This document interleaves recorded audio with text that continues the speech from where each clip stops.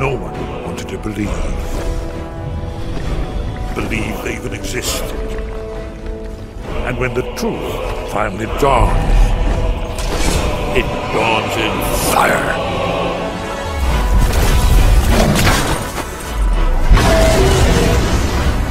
But there's one they fear. In their tongue, he's Dovahkiin, Dragonborn.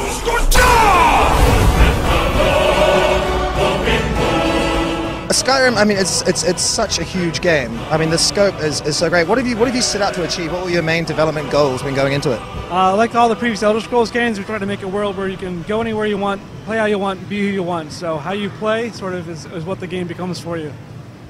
Okay. Obviously, a game with that sort of scope, playing how you want, or whatever. What's been cut? What's been lost? I mean, there must be so many ideas you've had that have just not been able to make the cut.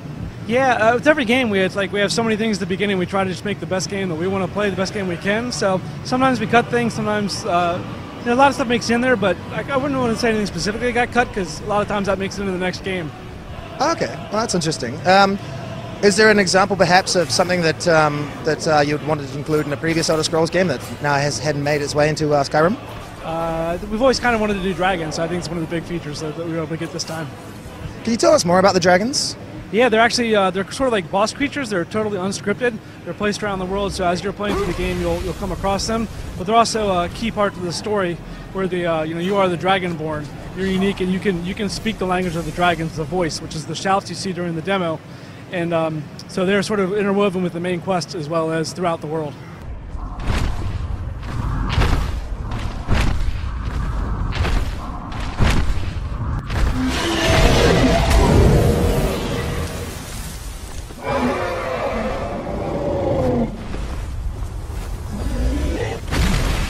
Can you elaborate a little more on sort of what that main quest is as well? We're not really getting a whole lot of detail on it, but you come into the world and the High King has been killed, and so there's sort of chaos in the land. But there's a bigger problem looming where the dragons are back. So you find out throughout the course of the game pretty early on that you're Dragonborn, and you can learn the words of the shout, the voice, and you're key to solving the problem, helping the world get rid of dragons again. So your motivation is purely a quest for power? Well, it's not really a quest for power. It's sort of you're unique, and the world needs you to save, to help them with this giant problem.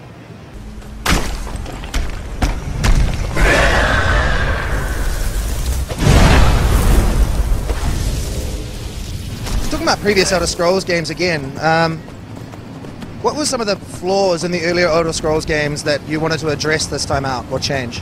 Let's see. I don't know if there's necessarily a specific flaw, but we always try to make it much easier to just get into the game, pick it up, and play. So, you start off, the user interface is now sort of more behind the scenes, the numbers, the stats. We wanted to get away from the heavy like spreadsheet feel of the game, and you pick up the game and you are what you play, and just make it more and more accessible and make the world more and more, so wherever you go, you get a really good game experience.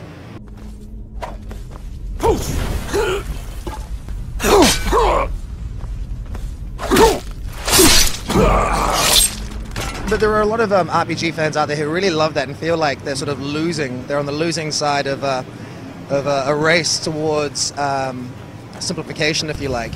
Do you feel that Elder Scrolls Skyrim in any way is sort of a simplified RPG?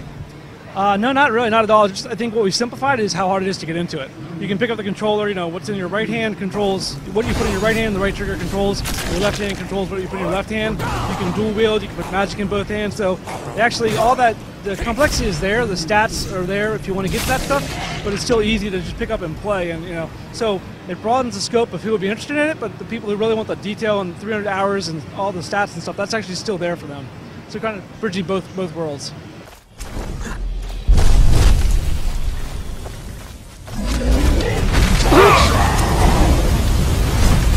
Come on, monster!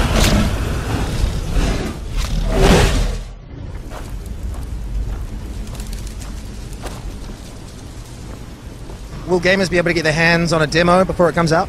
No, we won't be doing a demo. For the game of this size and complexity, it's really hard to do a demo that represents the game, truly. And it would be a gigantic demo as well, so we won't be doing a demo.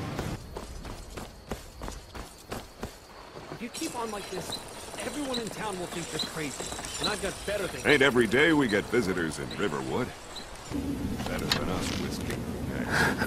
What if Arval doesn't come back? Ongoing support DLC. Yes, we'll definitely do a DLC. What that'll be, you know, what it entails, we'll worry about that when we're done. Previous games, DLC's been very popular, so we'll keep doing that.